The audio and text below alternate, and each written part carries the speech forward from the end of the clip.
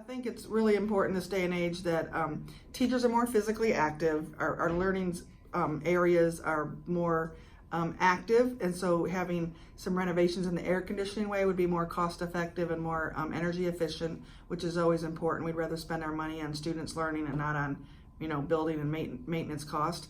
I think it's also important to have a more secure building. In the news, unfortunately, just things are happening out there. So anything to help us with our security improvements, we are all for.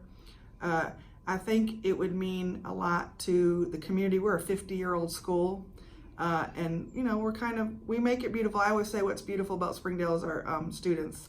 I think it's a point of pride for kids to come to school and be excited about their building and have a new space to learn in. So I just think for learning in the 21st century, students need to have an upgraded, it's kind of like the scenes behind the walls that is the most important part. It's not necessarily the brick and the mortar part of it, but it's actually the infrastructure, the safety features, the energy conservation efforts that we've kind of put into the district.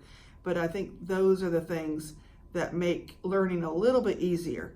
Well, imagine you are a parent bringing your 4-year-old or your 5-year-old or your 6-year-old to their first day of school, and you come into this beautiful space that's been newly renovated. A lot of our families may have come to school here, so this 50-year-old building that they probably already experienced that 50-year-old building. To see that wow factor coming in, to know that their babies are safe with the secure entrance, with their babies are loved, their babies have a nice learning space. I think that's it makes them feel at ease when there's a welcoming environment.